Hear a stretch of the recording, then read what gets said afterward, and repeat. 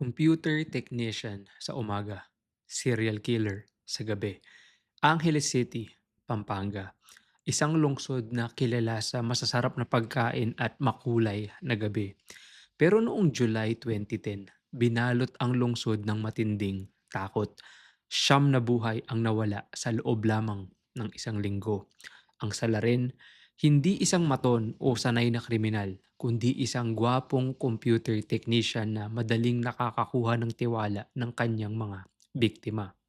Isang serye ng nakakakilabot na pagpatay na hindi lang barya ang kinuha, kundi pati ang seguridad ng bawat tahanan sa Pampanga. Ito ang paghahasik ng lagim ni Mark Dizon. Nagsimula ang lahat noong July 12, 2010. Isang American national na si Albert Mitchell at ang kanyang asawang si Janet ang natagpo ang patay sa loob ng kanilang bahay kasama ang dalawa nilang katulong.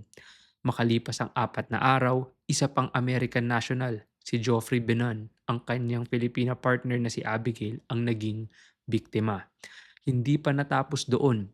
Noong July 20, isang British national naman na si James Bolton ang pinaslang kasama ang kanyang karelasyon.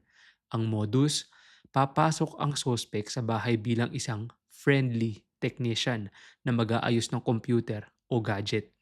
Kapag nakuha na ang tiwala, doon na niya bubunutan ng baril ang mga biktima. Ninanakaw ang mga laptop, cellphones at mamahaling gamit. Pero ang pinaka nakakatakot, pinapatay niya ang lahat ng saksi. Walang itinira.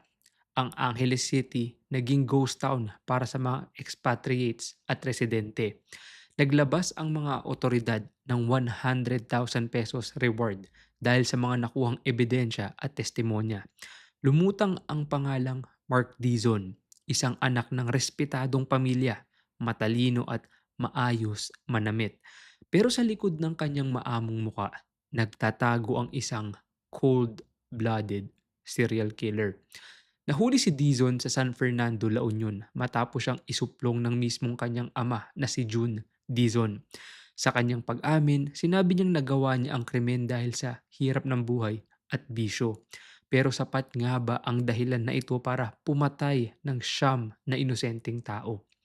Ang hatol, matapos ang mahabang paglilitis, noong 2014, hinatulan ng Regional Trial Court si Mark Dizon ng habang buhay na pagkakabilanggo ng walang parol.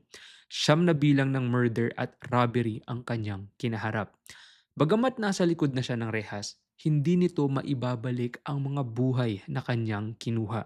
Ang katarungang nakamit ay tagumpay para sa mga biktima, pero isang malaking sugat para sa reputasyon ng ating bansa sa mata ng mga dayuhang bisita.